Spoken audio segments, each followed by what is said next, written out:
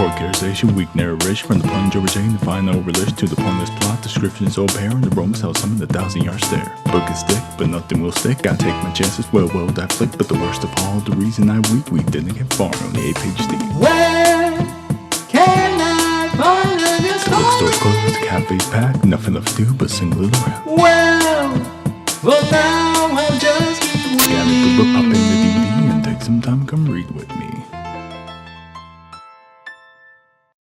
How's it going, bookworms, filmsters? My name is Mike, and welcome back to another BVM review.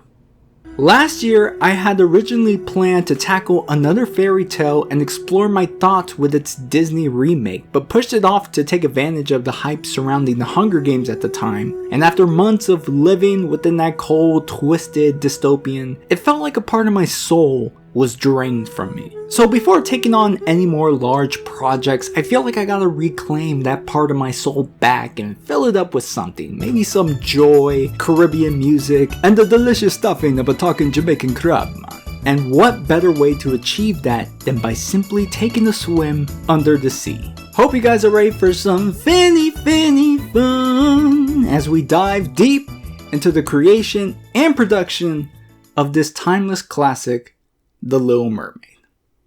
Now, I'm gonna be honest, going into this, I really wasn't expecting much from the publication side of things. There wasn't much to go off of when discussing Carlo Collodi and Pinocchio, so I assumed this would be the same situation. But man oh man, the research process got way more fun once I learned about the eccentric 18th century Danish man known as Hans Christian Andersen. Most may not recognize the name, but you've definitely heard of his stories. The Ugly Duckling, Thumbelina, The Princess and the Pea, The Little Match Girl, and of course, today's episode, The Little Mermaid. Written way back in 1837. I highly suggest checking out some YouTube historian videos talking about the man because my description will do no justice to capture the entire complexity of Mr. Andersen. Let's just say that he's quite the character. So much of a character that Charles Dickens, yes, that Charles Dickens, based one of his characters from David Copperfield off the appearance and mannerisms of Mr. Andersen. If that gives you a better image of him, mazel tov.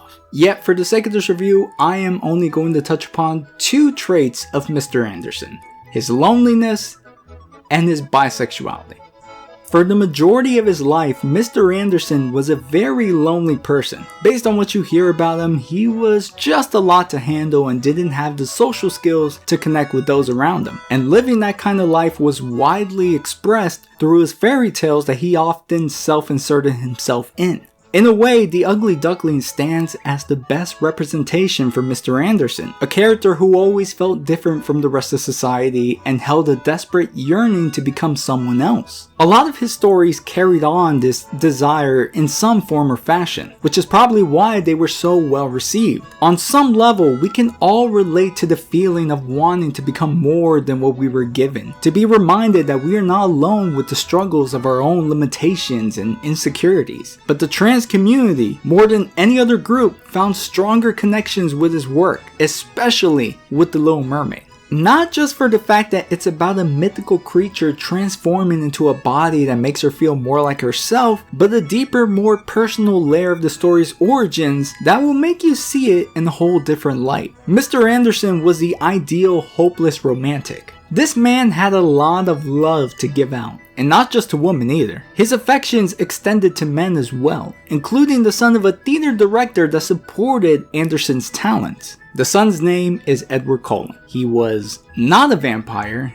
but a leading muse and inspiration for The Little Mermaid.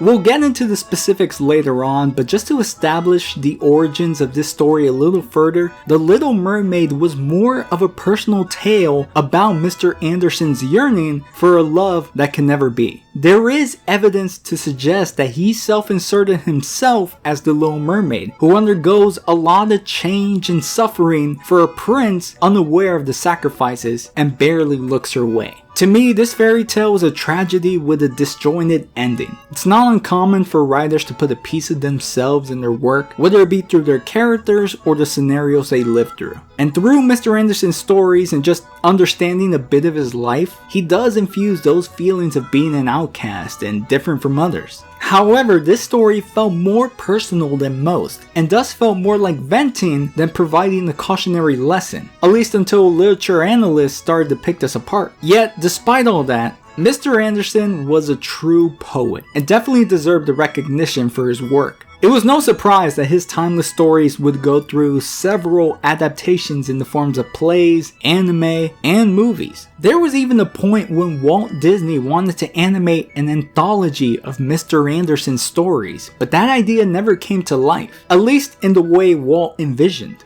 Yet, as the years went by, those stories would eventually find themselves in the Disney collection, such as the animated short about the Little Match Girl, the segment of the Tin Soldier in Fantasia, and even the widely popular Frozen, loosely based on the Snow Queen. As for Little Mermaid, that idea came at a time where Disney was at its lowest and needed to reinvent themselves. In 1966, Walt Disney passed away, along with some retirement from the original animators and team members who pioneered the company's train to success. It was a transitional period where the torch was being passed on to the new generation, and as far as story ideas went, this new team was exhausting all of Walt's original ideas until they were forced to come up with stories of their own. For roughly 22 years, the company was losing its quality and struggled to stand on its own legs. It wasn't until a creative meeting that Ron Clements suggested The Little Mermaid after finding the story in the bookstore. Putting aside the tragic tone, Clements saw potential in the story and presented a 2-page treatment to the studio. It almost didn't get picked because of how it closely related to another project that was being worked on at the time, but eventually it was greenlit. Now that they had the idea, they were stuck on deciding with a narrative structure that would not only appeal to this new generation of Disney lovers, but would also show the world that the company wasn't creatively bankrupt. They haven't done a fairy tale adaptation since Sleeping Beauty in 1959, so there was some pressure to revitalize the genre, but with a fresh take and perspective on the story. And that solution came in the form of one word: musical. The success of Disney's Renaissance period can be dedicated to Howard Ashman, who structured the narrative to be told in the style of a Broadway play, where the music and songs would be more crucial to exploring the depths of the world and its characters. To this day, these movies are still considered the best of the best in Disney's collection, and it all started with The Little Mermaid. As you can expect, this movie was a worldwide success and revived Disney from its drowning state of ruin. It pioneered a new era of Disney films that focused more on the blend of cinematic Broadway stories and kept their streak strong until their next dry spell. But in terms of an adaptation, how much of the story was changed from the original? Well, that's what we're going to find out today, so sit back and relax as we explore the depths of this tragic, yet not so tragic, tale of The Little Mermaid.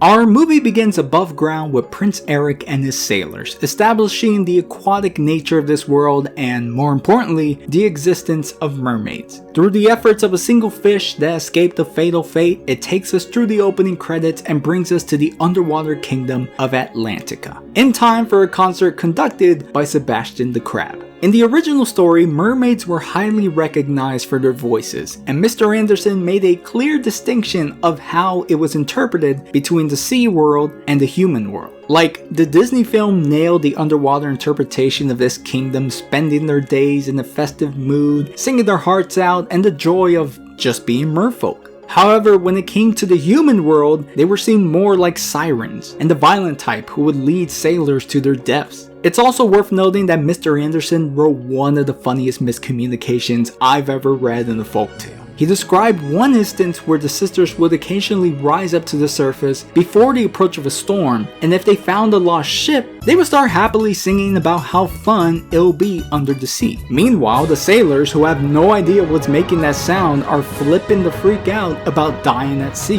Heck, even with the imminent shipwreck we see later on, the Little Mermaid sees it first as a gentle game between the ship and the storm, not really internalizing the danger. Obviously, that kind of detail would be inappropriate for a family film, and it's really impressive how this movie used it to further justify the musical structure. Also, a minor difference between the movie and the original story is the number of daughters. Including the Little Mermaid, there were 6 daughters. But here, King Triton might as well have 6 at this moment since the youngest sister, Ariel, didn't even bother to show up. In another part of the ocean, Ariel, just as curious as she was in the original, is salvaging with her friend Flounder, risking their tail fins against a wild shark to collect one of mankind's greatest inventions, the fork. Oh no, wait, no, I'm sorry, I misspoke. What I meant to say was Dingle Hopper.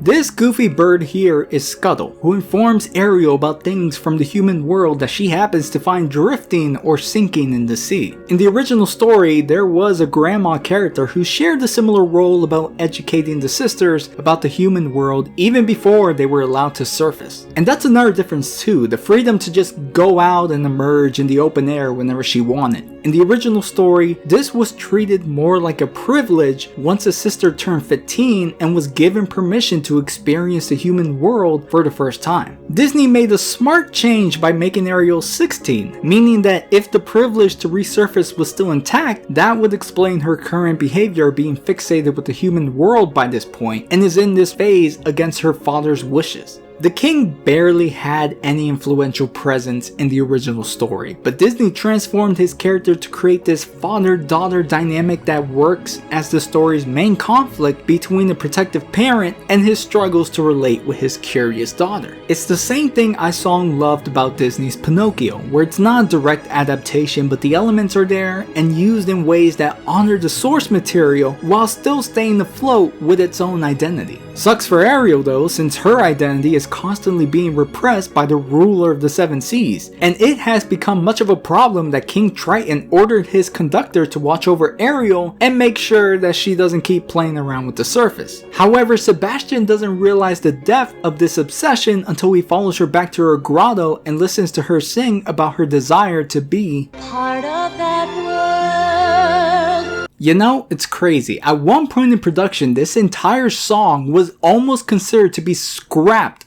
altogether.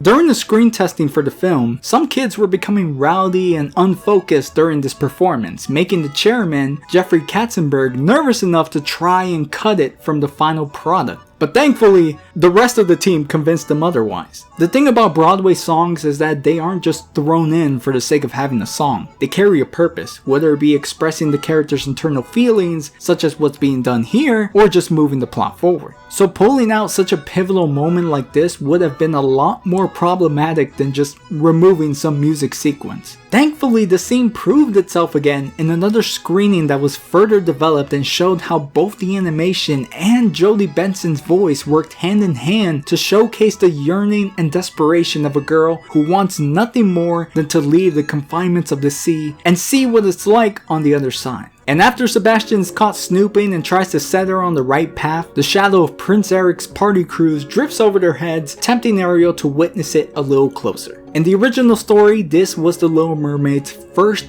ever experience of the human world, feasting her eyes on royalty. But it's not long until a storm puts a stop to the festivities. Just about everyone is knocked off except for the dog, Max, and Prince Eric returns to save him, only to get himself caught in the explosion. Lucky for him though, the little lurker was on the scene and saves him from a watery grave. She places him on a nearby shore and, being so excited to be this close to her pretty face, starts singing her desire again, leaving an everlasting impression for the prince before he fully wakes up. And from this point on, this scene is actually where the Disney film and original stories start to differentiate from each other.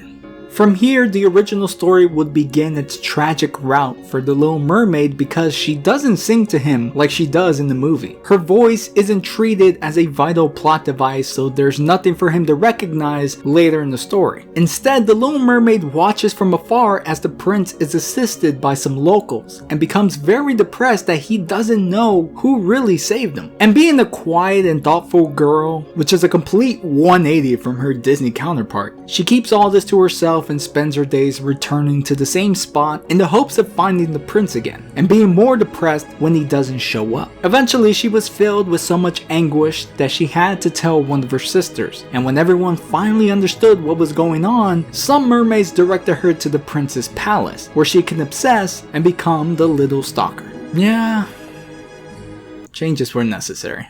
It's kind of wild to imagine this scene was originally in a different context, but because of Ariel's upbeat curiosity, this whole secrecy is seen more through a romantic lens, making even King Triton believe that she's fallen in love with another mermaid. Of course, we all know that isn't true. Sebastian is freaking out about her current fixation and tries to convince her through song how much better the underwater world is against the human world. Yet, this jaunty tune does nothing for Ariel, and she sneaks away with Flounder to salvage the statue that fell into the sea. In the original story, this statue was somehow already submerged and in the Little Mermaid's care, which is why she was initially fixated on the prince because he resembled so much of the statue. However, it doesn't stay for very long. Once Daddy Triton learns from Sebastian that Ariel has fallen in love with a human, he finds her in the grotto and quickly destroys both the statue and their relationship. And with Ariel in such a vulnerable state, the sea witch Ursula makes her diabolical move. In the original story, she was in no way presented as the villain. A little dangerous and an outcast from her own people, but she never carried any malicious motive like Disney's Ursula trying to take over the kingdom. The Sea Witch was just known as a sorceress who could make things happen, such as turning mermaids into humans. And also, what brought about this visit was a lot more than just the Little Mermaid trying to get with the prince, but also gaining an immortal soul.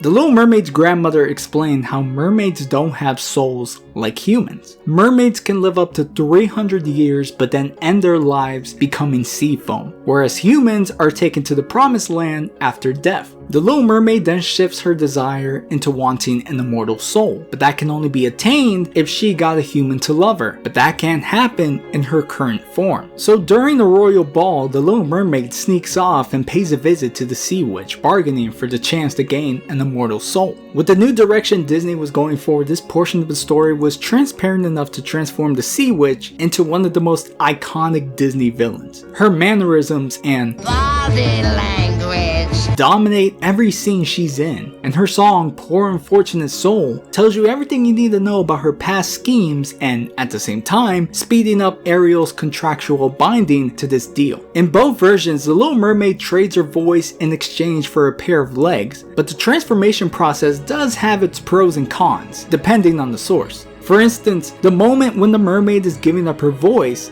Disney used magic to its advantage and gave a more mystical representation of the voice leaving Ariel's body, whereas the Sea Witch in the original literally sliced off her tongue. Violent, yes, but at least she was considerate enough to give the Little Mermaid a magic drought and advise her to use it when she was prepared above the surface. Ursula was ready to screw over the deal and would have gotten her bargaining chip faster if it wasn't for Flounder and Sebastian.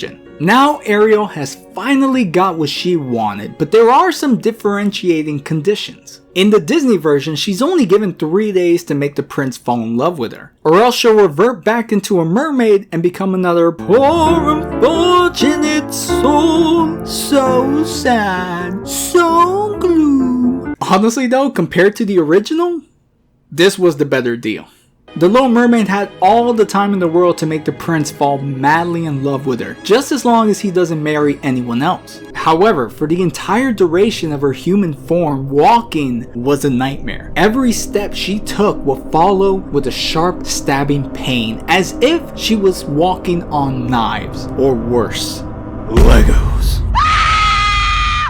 Mr. Anderson did not hold back when writing out clear interpretations of his own personal suffering towards loving Edward, and it shows throughout the duration of this human experience. Meanwhile, Disney rolled out the red carpet for the mermaid, who is actually given a fighting chance to win the prince's love, and directed all that misfortune to Sebastian, who's living his own nightmare of becoming a menu item. Through the magic of body language, bitch. Ariel is doing all she can to keep Eric's attention while also experiencing the human world in her own quirky fashion. Her time was a lot more pleasant than in the original story, as that mermaid was just sitting on the sidelines watching the prince become more interested with other women and their angelic voices. Based on his own words and actions, the prince merely saw the transformed mermaid as nothing more than a little sister, or at one point a pet that he just kept at the foot of his door with a velvet cushion to sleep on. Oh, how considerate. Suddenly, what was supposed to be a magical journey in a whole different world becomes a hurtful read that doesn't seem fair and extremely lonely at times. Her sisters will come up and provide brief company, but she didn't have anyone to rely on. At least in the Disney version, she had supportive friends that watched over her and worked to try and speed up the process when her window was closing. Sebastian takes matters into his own claws at one point and orchestrates the local fish to set the mood and get this man to kiss the girl. Did you hear something?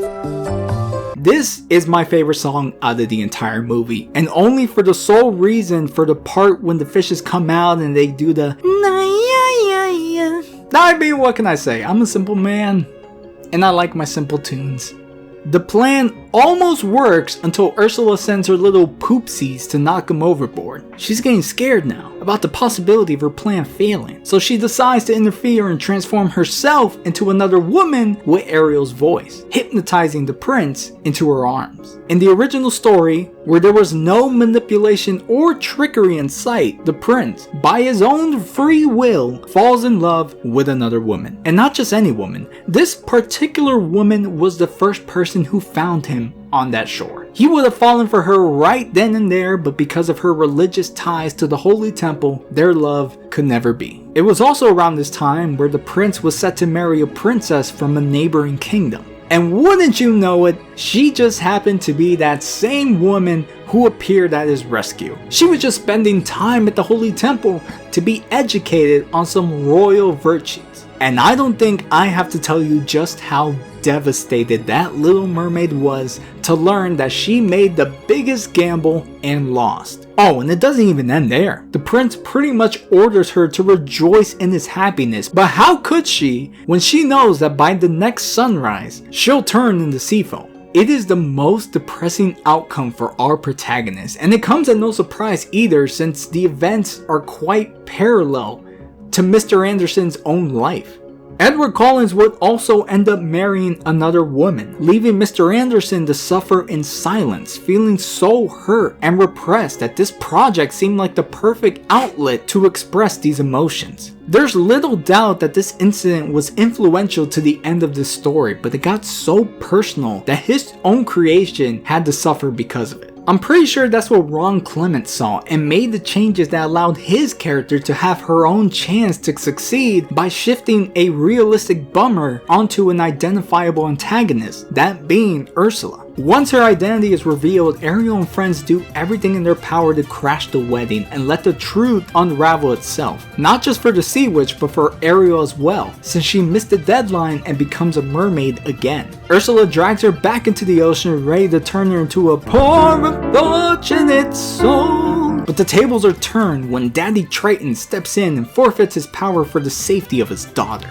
Ursula takes hold of the trident and enlarges herself to match the power-up she just received. It's one boss battle that ends with Prince Eric driving the tip of a broken sailboat into her body. Surprisingly, this does have some relation to the end of the original story. In the middle of the night, after the wedding and before sunrise, the Little Mermaid is visited by her sisters who have traded their hair with the Sea Witch in exchange for a knife. They tell the Little Mermaid that if she stabs the prince before sunrise, she can turn into a mermaid again. Although the original doesn't go through with the stabbing, the movie's choice for this being the final blow was a fun, tiny comparison I noticed, and made total sense for Eric's character since he had enough reason to be angry at Ursula, and simultaneously proving his devotion to Ariel, despite her being a mermaid. The kind of devotion Mr. Anderson could only dream of. the sea witch is slain and all those poor unfortunate souls return to their normal form, including King Triton. He and Sebastian watch as Ariel is watching Prince Eric from a distance, and I guess after really internalizing the events that led up to this, he gives her what she always wanted and turns her back into a human. Yeah. She really doesn't learn anything. Well, there is a lesson that's learned if you see this whole movie from Triton's perspective, who by the end finally learned not to treat all humans with the same prejudice. The lesson is outside Ariel's responsibility because there really wasn't anything that needed to change in her behavior. Maybe not to make shady deals with shady creatures, but maybe being careful on where your curiosity takes you, because it can be a gamble, as we have seen from the original story, which has its ending wide open for speculation. With the option to kill the prince and return to her ordinary life, the Little Mermaid doesn't take that chance and accepts her fate as sea foam. But instead of becoming part of the sea, another option opens up for her. From this entirely new introduced species, the Daughters of the Air.